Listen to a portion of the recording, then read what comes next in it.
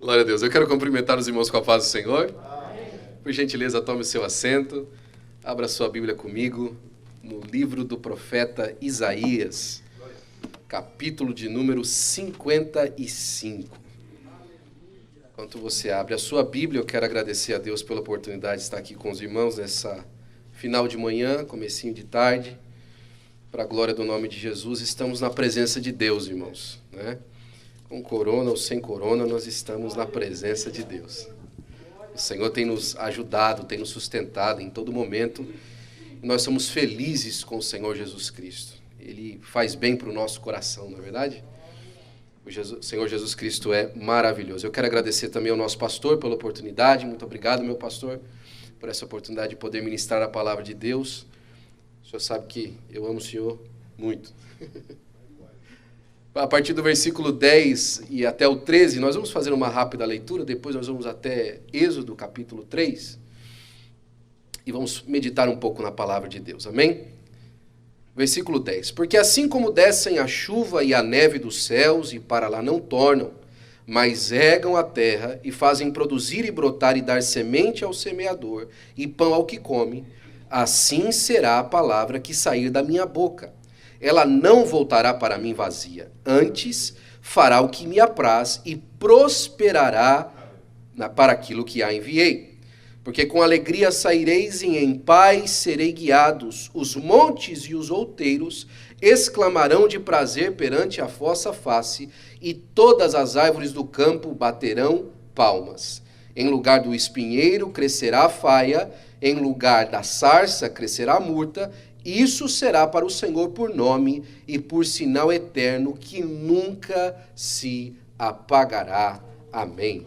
Ainda Êxodo, capítulo de número 3 e o verso de número 7. Êxodo 3. Êxodo 3. Aqui. A partir do verso 7 ao 8. Diz assim a sua Bíblia e a minha. E disse o Senhor: tenho visto atentamente a aflição do meu povo que está no Egito, e tenho ouvido o seu clamor por causa dos seus exatores, porque conheci as suas dores, porquanto desci para livrá-lo da mão do egípcio e para fazê-lo subir daquela terra a uma terra boa e larga, e uma terra que mana leite e mel. Versículo 9, vai dizer assim: e agora eis que o clamor dos filhos de Israel chegou a mim, e também tenho visto a opressão com que os egípcios oprimem. Vem agora, pois que eu te enviarei a Faraó, para que tires o meu povo, os filhos de Israel, do Egito. Amém. Glória a Jesus. Irmãos, as duas passagens, elas são conhecidas dos irmãos. No capítulo 55, Isaías está tratando a respeito da salvação, está fazendo algumas comparações com aquilo que está na natureza, com aquilo que está no céu, e trazendo essas comparações àquilo que o Senhor estava intencionando fazer.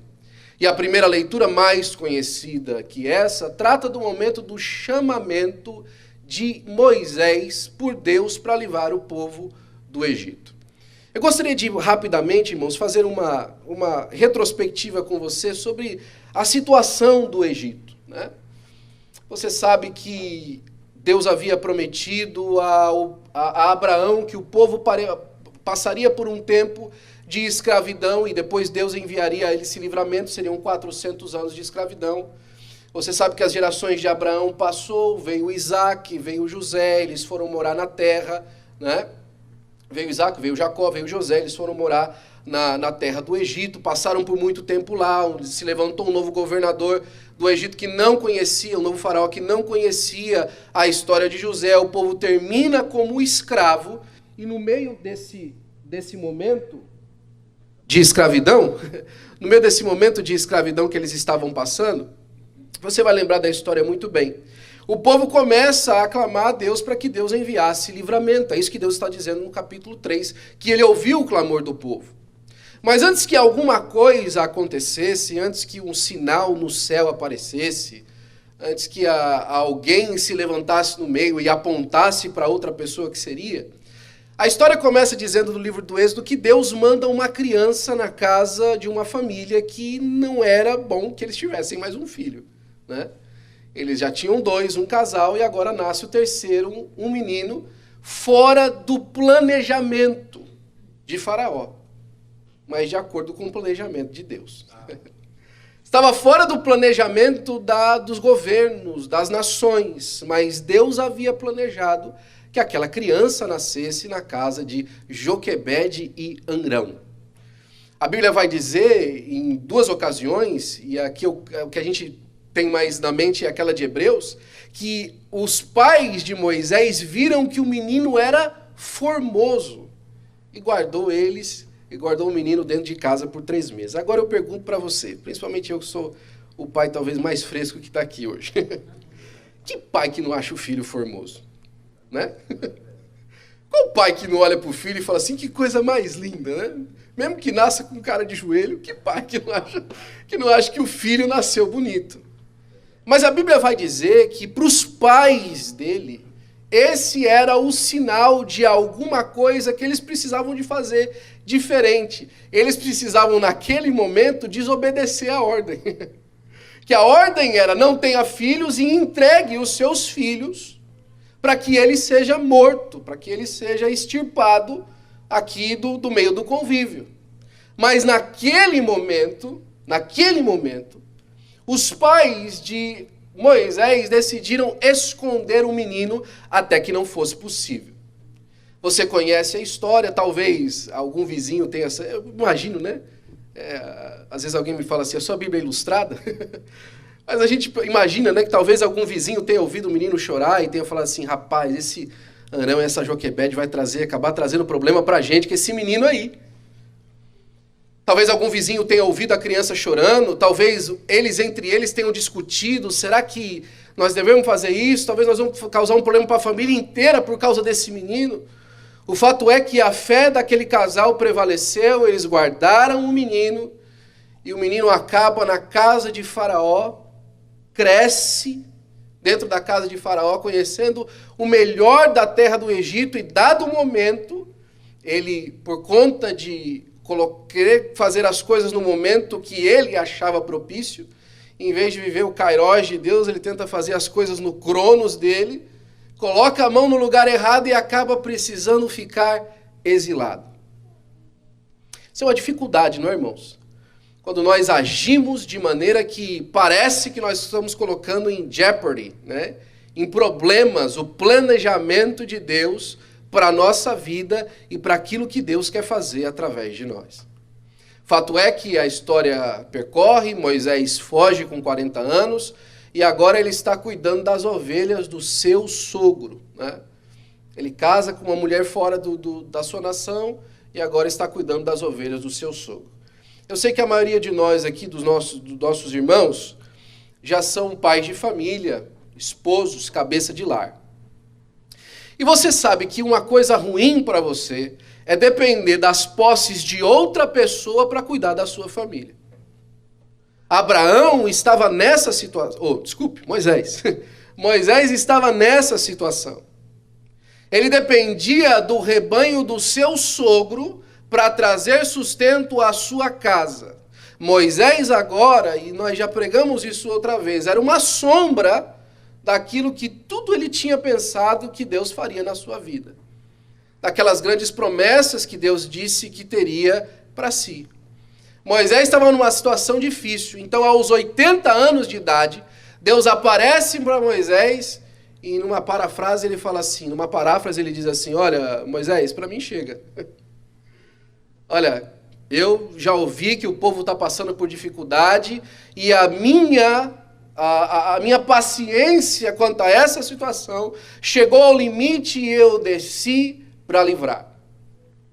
Mas o foco dessa mensagem dessa manhã não se trata no livramento do povo de Israel no Egito, mas se trata na perspectiva, irmãos, de que mesmo quando Moisés não estava entendendo o plano, de que mesmo quando Israel ainda estava passando por problemas, de que mesmo quando ainda existia um clamor pelas dores que eles passaram, de que mesmo quando as eleições entre conservadores e esquerdistas estavam cada vez mais um obscuro na vida das pessoas, de que mesmo quando a igreja fosse perseguida pelo simples fato de estar reunida ali adorando a Deus, mesmo quando essas coisas estavam acontecendo, Deus estava trabalhando, preparando o momento certo e o momento oportuno para que as coisas saíssem da obscuridade e aparecessem à luz. Aos 80 anos de idade, é o primeiro encontro de Moisés com Deus. Moisés já havia aprendido a respeito de Deus através da sua mãe. Moisés conhecia as histórias do seu povo. Moisés sabia de onde ele estava vindo, Moisés conhecia a sua própria história. Moisés já tinha passado por um momento de grande glória e agora estava exilado em uma terra que não era sua, no meio de um povo que não era seu, casado com uma mulher que não era do seu povo, vivendo através das posses que não eram suas, e naquele momento é que Deus decide falar para Moisés: Moisés, eu tenho um plano na sua vida, porque eu tenho um plano na vida de outras pessoas e a sua vida é para cumprir o meu plano na vida delas. Eu decidi vir aqui, Moisés, para que nós mudemos a história de um povo. Deus, irmãos, ele tem propósito na nossa vida. E o nosso pastor falava durante o nosso primeiro horário que existem pessoas nos dias de hoje que dizem que Deus ele só tem um propósito e ele não tem um plano. Deus tem um plano específico, claro, para a sua vida e para a minha. O problema é que por diversas vezes nós passamos cercados pela circunstância até que a gente tem o nosso encontro com a sarça ardendo no deserto. E descobre que Deus nos chamou para algo específico e maravilhoso. Você já imaginou, por exemplo, essa semana eu meditava também um pouco na vida de Agar. Agar aparece poucas vezes no livro do Gênesis e a sua principal passagem no capítulo 17. A Bíblia vai contar que Agar, quando ela veio escrava do Egito, né, uma egípcia vivendo escrava na casa de hebreus, olha só. Depois foi o contrário, né, foram os hebreus vivendo escravos na casa dos egípcios. E ela vivendo ali naquela casa, você conhece a história? Sara não podia ter filhos, existia uma promessa, Sarai decide dar um jeitinho, entrega a Agar para o seu esposo concebe com ela e agora ela está grávida e agora, por conta que ela obedeceu a sua senhora, agora ela está sofrendo. Ela obedeceu a Sara e agora ela está sofrendo, porque os olhos da Sara agora ficaram com inveja dela por conta que ela estava com uma criança no ventre. E aí a Bíblia vai dizer que a Sara ficou brava e foi reclamar com Abraão. E Abraão, irmãos, ele também não estava muito bem, né? Ele falou assim: faz com ela o que você quiser, ela é sua escrava. Já imaginou a Agar, irmãos? Já imaginou? Quer dizer, eu sou escravo, eu não valho nada aqui. Olha a minha situação. Eu estou cumprindo o que me mandaram fazer. Aí eu cumpro o que me mandaram fazer com a pessoa que eu mandei fazer. A pessoa não tem nenhum apreço por mim e a pessoa que mandou cumprir também não tem. E aí ela começa a sofrer na mão da sua senhora e ela decide fugir. Agora, pare para pensar num Deus amoroso que você tem. Diz que no meio da fuga da casa de Sara e de Abrão, Deus encontra com ela fugindo. Deus aparece com ela, para ela. O anjo do Senhor aparece para ela. Um anjo com A maiúsculo, uma teofania, aparece para Agar. Na fuga. E Deus pergunta para ela, fala assim: Agar, por que é que você está fugindo? O que você está fazendo? Deus não sabia o que Agar estava fazendo? Deus não sabia? Sabe uma das coisas mais maravilhosas de Deus, irmãos, é que Deus quer ouvir você. Deus deseja te ouvir. E essa semana eu estava pensando que, na verdade, quando nós temos a capacidade de ouvir o nosso irmão na sua dificuldade, Deus nos dá a oportunidade de ver uma circunstância pelos olhos daquele que está falando. E Deus decide ouvir Agar. Fala assim: Agar, fala para mim, o que você está fazendo, né? De onde você está vindo e para onde você está indo? Qual que é a sua história e qual que é o seu plano? E Agar decide falar o que é que ela estava fazendo e para onde é que ela estava indo. E quando ela diz, Deus fala assim: pois então, Eu vou falar para você o que você vai fazer. Você vai voltar para casa da sua senhora, porque essa criança que está no ventre, eu tenho um plano na vida dela. Eu vou fazer dela também uma grande nação. Ele vai ser um jumento bravo, e o braço dos seus irmãos será contra ele, e ele será contra todos os seus irmãos. E aí Agar toma uma atitude que é maravilhosa. Ela fala assim, poxa, eu vou voltar então, porque como é que eu não vou atentar para aquele que me viu? Como é que eu não daria ouvidos àquele que me enxergou na minha situação? E ele chama aquele lugar de El-Roi, Lairoi, o Deus da vista. É a primeira vez e a última vez na Bíblia que um estrangeiro dá um nome para Deus. É a primeira vez e a última vez na Bíblia que um estrangeiro atribui um nome a Deus, Lairoi, o Deus da vista. Se você passa para frente a sua Bíblia, você vai perceber que lá em Gênesis, no capítulo 24, quando Rebeca está vindo se encontrar com Isaac a primeira vez, que ela olha Isaac de longe, ela pergunta para Eliezer do lado, fala assim, ó, quem que é aquele moço vindo? E diz que a Bíblia vai falar que ele estava voltando da oração aonde? No poço de Lairoi. Foi orar onde Deus via. Esse nome desaparece da Bíblia e vai voltar depois lá nos evangelhos. Aonde? Jesus te falou assim, ó, você, quando for falar com o seu pai, fecha a porta do seu quarto, fala com ele secreto, que lá o seu pai te vê. Deus nos vê. Mesmo durante todas as circunstâncias da nossa vida, mesmo quando parece que Deus não estava vendo, Deus estava vendo. Você lembra de Jacó? Deus estava aqui e eu não sabia. Deus estava me vendo e eu não sabia. Deus estava pronto para participar da circunstância e eu não sabia.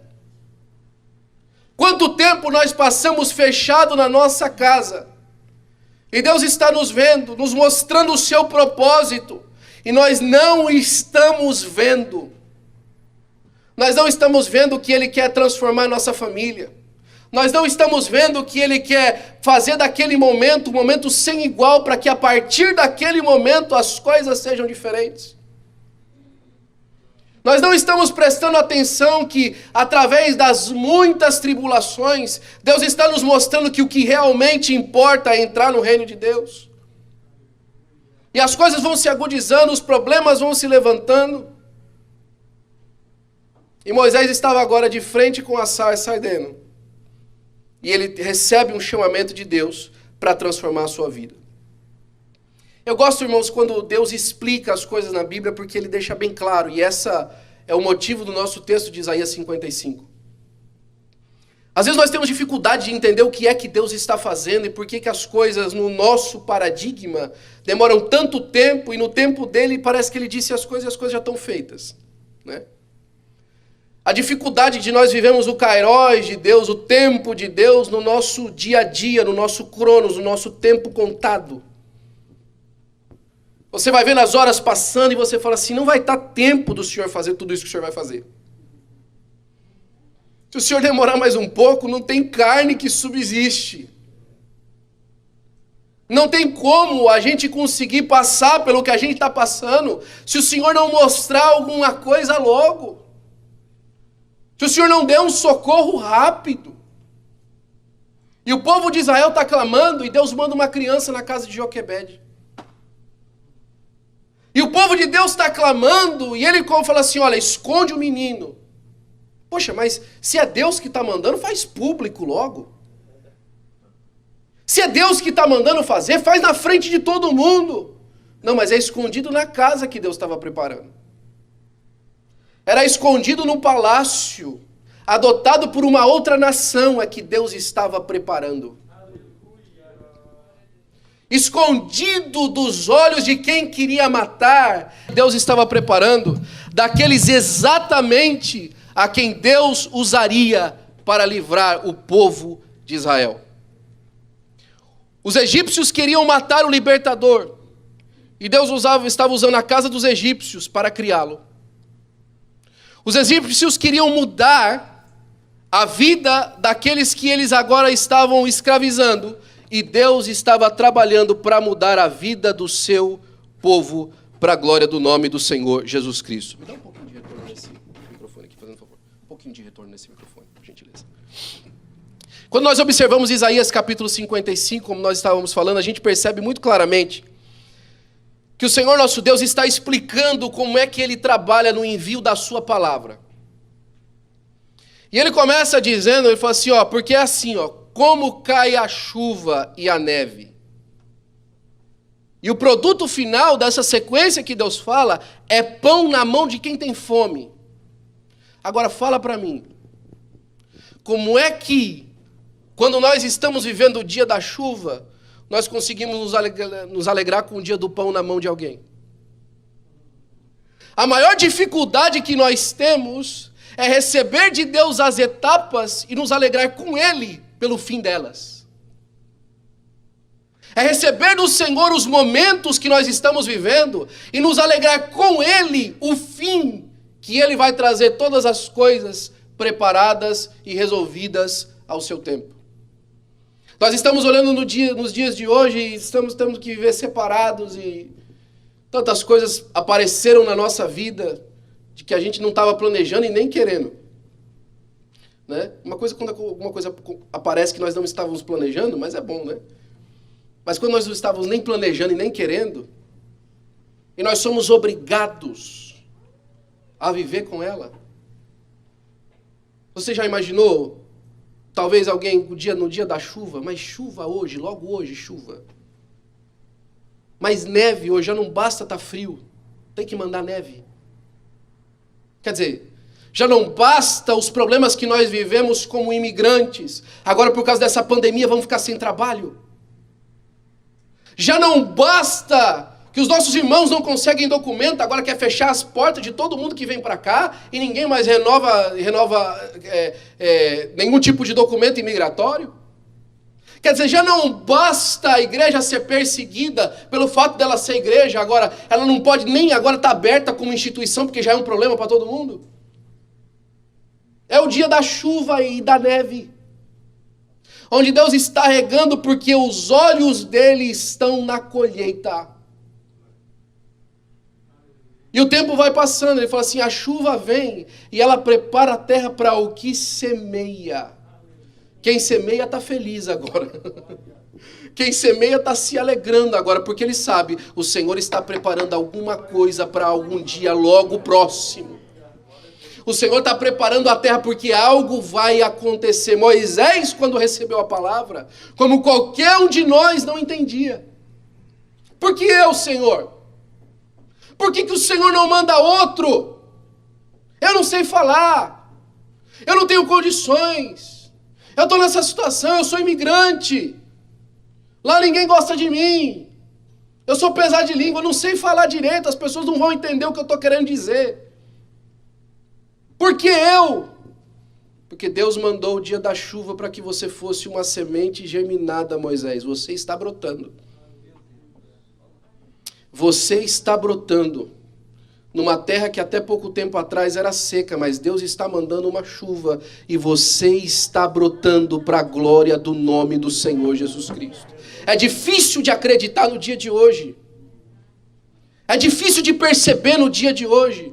Mas Deus está descendo por causa de um clamor no mundo e Ele está levantando a igreja para aparecer de uma maneira como ela nunca antes apareceu. Isso não é uma questão de triunfalismo, isso é uma questão de realidade bíblica vivida no dia a dia da nossa vida. Isso é trazer de verdade o kairós de Deus para o nosso cronos. É aquilo que Paulo disse que a igreja faria, vocês discerniriam todas as coisas e não seriam discernidos por ninguém. O que esse povo faz? Por que esse povo se reúne da maneira como ele se reúne? E ele continua dizendo, porque assim como desce a chuva e a neve dos céus, e para lá não tornam. Deus enviou, não volta. Deus está enviando alguma coisa, não tem retorno. Ele começou o processo. Quando Deus começa o processo de alguma coisa, Ele não volta atrás do processo. Entenda isso. Entenda isso. Se Deus começou um processo na sua vida, um trabalhar dele na sua vida, um trabalhar dele na vida da sua família nesse momento, Ele não está voltando atrás. Não peça misericórdia pelo momento, peça força para aprender a lição do momento. Peça para que Deus lhe ajude nesse momento. Eu pensava que talvez alguns de nós vamos estar morando com o Senhor no final desse tempo. E eu falo isso com muito temor diante do Senhor e diante do Espírito de Deus que está aqui conosco. Talvez alguns de nós não vão passar por esse momento e vão estar morando com o Senhor no final dessa etapa. Mas saiba que Deus está trabalhando com soberania e fazendo a vontade dele. E aqueles que estão passando por esse momento, eles vão ter testemunhos daquilo que Deus fez, mesmo em tempo de luto. A chuva foi enviada. Ela não volta para trás. Ela fala assim, mas rega a terra e faz produzir e brotar e dá semente ao semeador. Olha que coisa bonita. Ela não faz só com que você brote, mas agora você dá semente para aquele que te plantou em primeiro lugar. Isso fala da multiplicação que Deus causa através da vida de alguém plantado por Deus para cumprir o seu propósito. Quando nós olhamos, irmãos, a vida de Moisés, Moisés foi uma semente plantada que brotou e gerou Caleb, Josué e todos aqueles que conseguiram entrar na terra prometida.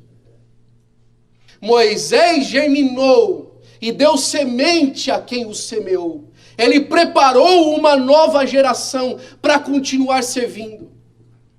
E por fim, ele fala que depois de que essa semente foi dada ao semeador, ele também dá pão ao que come.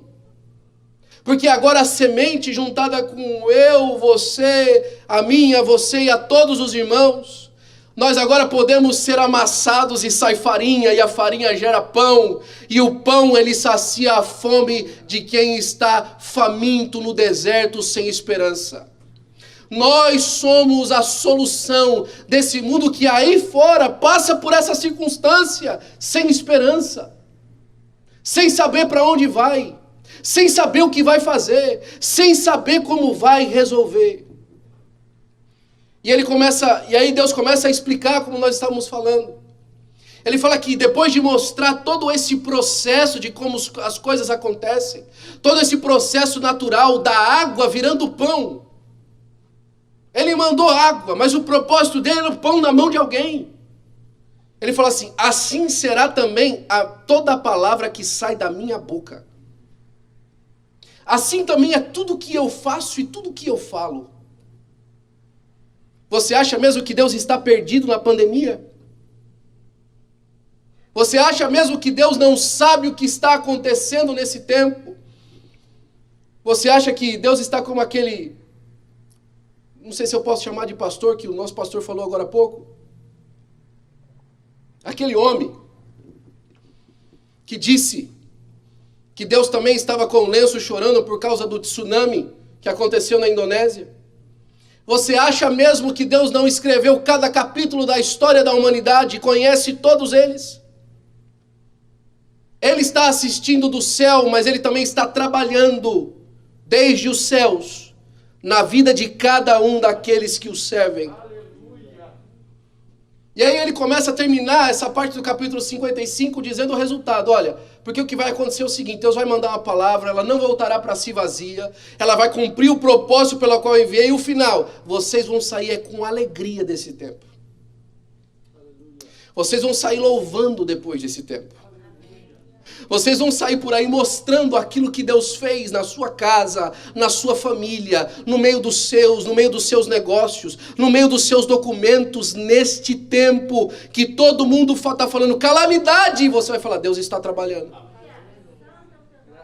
Deus está fazendo alguma coisa fantástica. Deus está glorificando o seu nome. Você já pensou na história de Moisés sem um encontro na sarça ardente? Você já imaginou o que seria da história dele? Primeiro que eu e você não conheceria a história dele. Só se ele fosse próximo meu ou seu. Você já imaginou se ele tivesse batido o pé e insistido, não vou de jeito nenhum, não vou de jeito nenhum. Só esquece. Diz que eu não vou. Se eu pode matar aqui, eu não vou. A história que talvez a gente conhecesse era a história de um estrangeiro que casou com a filha do Jetro, mas morreu no meio do deserto aí, fulminado por um raio, que ninguém sabe de onde veio. Você já imaginou, irmãos, a história deste grande estadista sem a mão de Deus na vida dele? Talvez alguém contaria, rapaz, esse rapaz tinha tudo no Egito. O que passou pela cabeça dele? Ele tinha tudo no Egito, foi morar no deserto, rapaz, sozinho, isolado. Aí ficou, dependeu do sogro a vida inteira. Dependeu do sogro, nunca conseguiu produzir nada. Tinha tudo no Egito, era general e tal, mas aqui não conseguiu produzir nada. Mas no meio da história, irmãos, tinha um homem que aceitou o projeto de Deus, que decidiu levar as talhas que ainda tinham águas, crendo que Deus faria alguma coisa maravilhosa dentro delas. Um homem que acreditou que no meio de uma circunstância improvável, Deus faria o impossível. Que a palavra dele era suficiente para guardar a esperança do nosso coração. Você já pensou Agar se ela não tivesse voltado para casa? O que seria da grande nação árabe? Aquela criança provavelmente não teria nem chegado a nascer. Mas Deus quis fazer assim para a glória do seu nome. Posso fazer uma oração, pastor? Eu queria convidar você para ficar de pé, por gentileza. Eu me lembrava de um hino, irmãos, eu não sei cantar, na verdade. Eu gosto de cantar, mas eu não sei. Meu pastor concorda.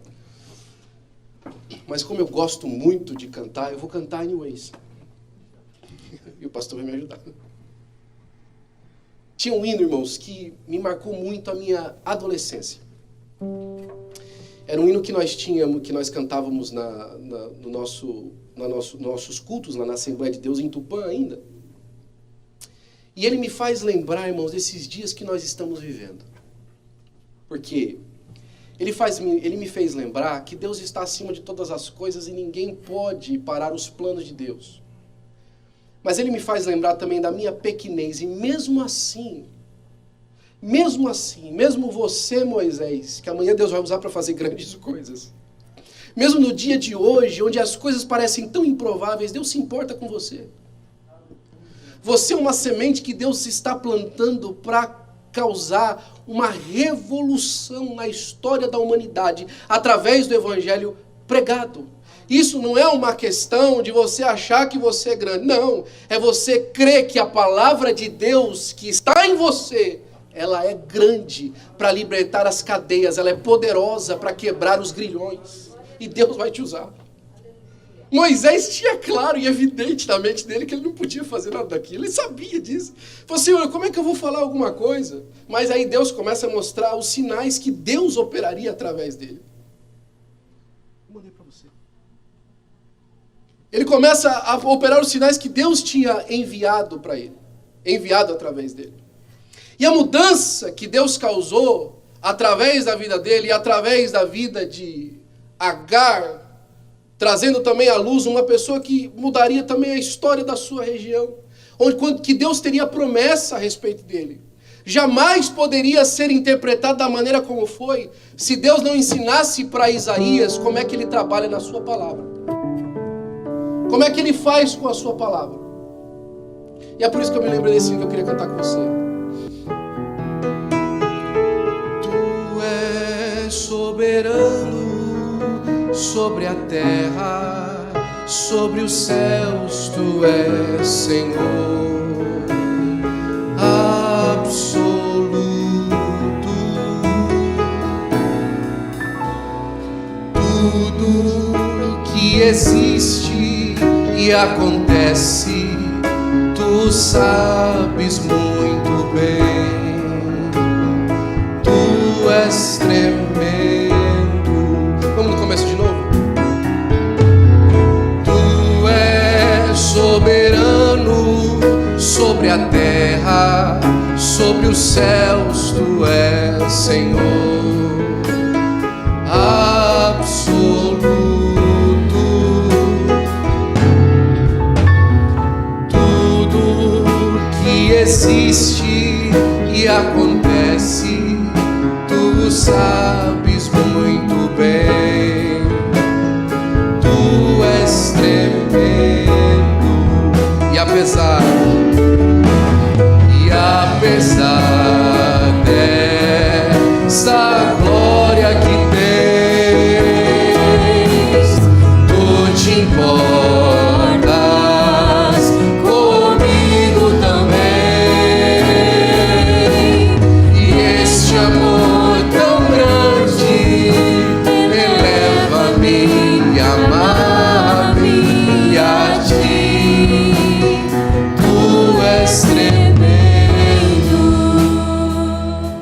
sei que às vezes a gente parece perdido na situação, eu sei. Tem dia que a gente acorda e tá entre um teste e outro e fala, será que eu tô doente? Será que eu tô passando mal? Será que eu vou sobreviver a essa época? Será que eu vou sair do outro lado e vai ter ainda alguma coisa lá do outro lado para me viver? A palavra que Deus colocou no meu coração para compartilhar com você é que Ele enviou uma palavra. E a palavra vai voltar para Ele exatamente com o propósito pela qual enviou.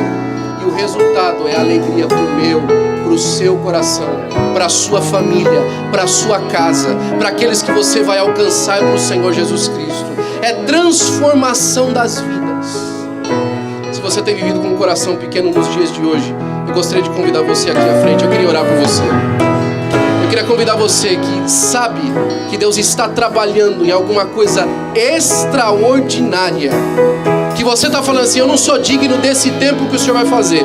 Realmente você tem razão, mas eu vou falar para você como o pastor Ailton uma vez disse, quando alguém reclamou com ele, falou assim, pastor Ailton, será que o senhor, ele falou isso no nosso púlpito uma vez, falou assim, será que o senhor não entende que o Senhor não é digno de estar na presidência da igreja?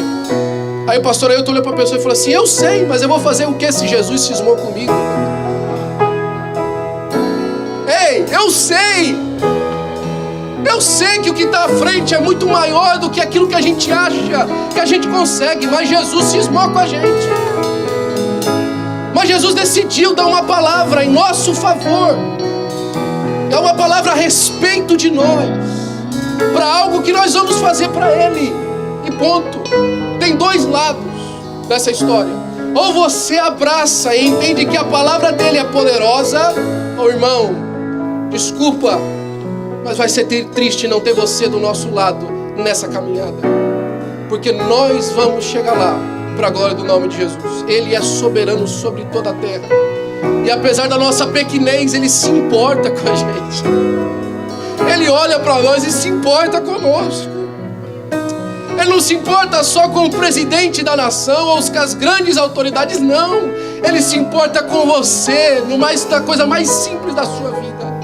Tá difícil passar por essa época. Deixa eu orar por você. Vamos orar juntos aqui. Eu vou cantar mais uma vez esse hino. Vamos orar juntos em nome de Jesus. Tu és soberano sobre a terra, sobre os céus. Tu és Senhor.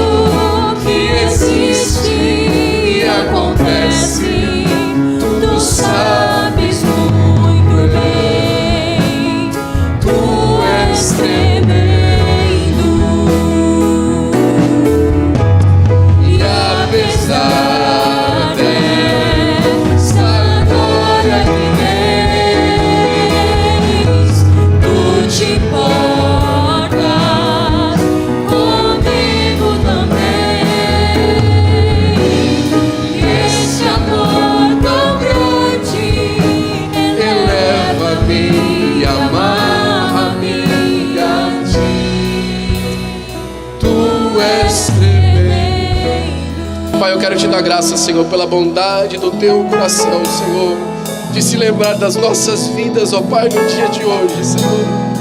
Por 2 vezes no dia de hoje, Pai, o Senhor enviou a Sua palavra, Deus, ao Teu povo, Senhor. E o Senhor nos fez lembrar, Senhor, Pai, que apesar das circunstâncias, o Senhor é soberano sobre todas as coisas. Enviou uma palavra e ela tem poder para cumprir tudo o que lhe apraz. Nós não estamos, ó Senhor Pai, no cumprimento da vontade das quarentenas ou dos governos. Nós estamos debaixo, Senhor Pai, da Tua vontade. E, Senhor Pai, bem no meio das Tuas mãos, que o Senhor disse, Pai, que nós estávamos no meio delas. E delas quem poderia nos arrebatar? Confiamos na Tua palavra, confiamos na Sua vontade, confiamos no Seu tempo, Senhor, e nos entregamos entregamos, ó Pai, completamente, para que o Senhor cumpra tudo aquilo que lhe apraz. E nós para sempre te daremos a honra, te daremos a glória, Senhor, e chegaremos celebrando, Senhor, aquilo que o Senhor nos deu, Pai, através desse tempo, para a glória do seu nome, Senhor. Faz assim, Pai, conforme a tua vontade, e cumpre todo o teu querer, para a glória do nome do teu Filho Jesus, é que nós te pedimos agradecidos, em nome de Jesus.